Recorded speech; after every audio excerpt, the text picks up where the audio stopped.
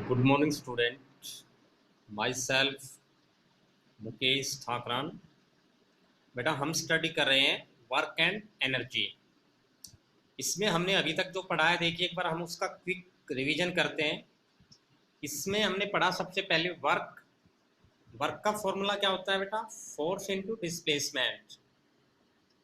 Force को displacement से हम मल्टीप्लाई करते हैं तो वर्क आ जाएगा। अब आपके पास वर्क की एसआई यूनिट होती है बेटा न्यूटन मीटर, और न्यूटन मीटर को हम क्या कहते हैं? जूल। जूल को आप डिफाइन कर सकते हैं कि जब कोई एक न्यूटन का फोर्स किसी बॉडी को 1 मीटर डिस्प्लेस करे, then work done is equals to 1 joule. After that we study 3 types of work: positive, negative, zero work done. And इसके बाद में हमने क्वेश्चन स्टडी किए थे, एनसीईआरटी प्रॉब्लम्स थे।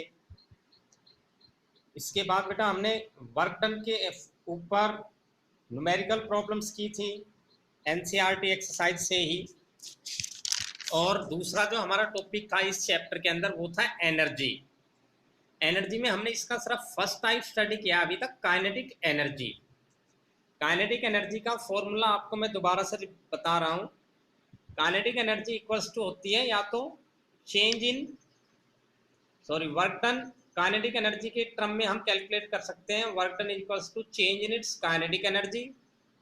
और काइनेटिक एनर्जी का जो जनरल फॉर्मूला है वो होता है हाफ एम वी स्क्वायर। तो इसके ऊपर बेस्ड क्वेश्चन हमने स्टार्ट किए थे, एनसीईआरटी प्रॉब्लम्स हम स्टडी कर रहे थे based on kinetic energy.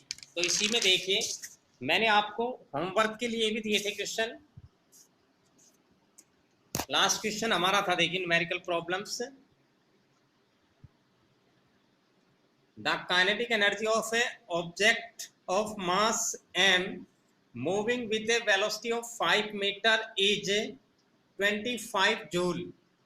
What will be its kinetic energy when its velocity is double? बेटा एक बॉडी है जिसका मास कितना है m और कितनी वेलोसिटी से मूव कर रही है 5 मीटर पर सेकंड से। इसकी काइनेटिक एनर्जी आपको गिवन है 25 joule. What will be it's kinetic energy when its velocity double? अगर इसकी वेलोसिटी हम डबल कर देते हैं तो इसकी काइनेटिक एनर्जी आपने फाइंड आउट करनी है। तो हम अप्लाई करेंगे काइनेटिक एनर्जी का formula half M V square. तो हाफ एम वी स्क्वायर हो जाएगा।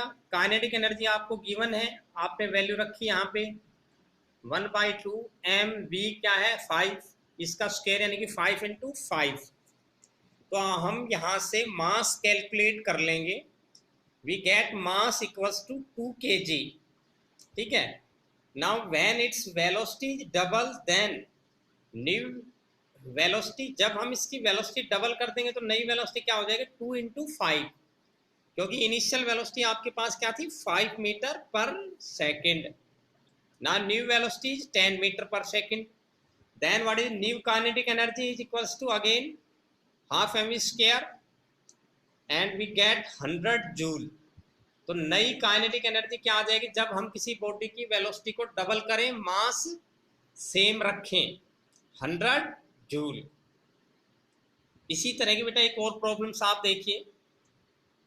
नेक्स्ट क्वेश्चन है एनसीईआरटी एक्सरसाइज का है ये आपका। A certain force acting on a body of mass 20 kg change its velocity from 5 meter per second to 2 meter per second. Find work done by the force. कोई certain force, एक निश्चित force act कर रहा है किसी body के ऊपर जिसका मास है 20 किलोग्राम, और ये इसकी वेलोसिटी को चेंज कर देता है 5 मीटर पर सेकंड से 2 metre per second. Find the work done by the force. तो फोर्स के द्वारा वर्क डन कैलकुलेट कीजिए आप। You have to given mass, initial velocity थी 5 मीटर पर सेकंड, चेंज करके कितनी कर दी 2 मीटर पर सेकंड।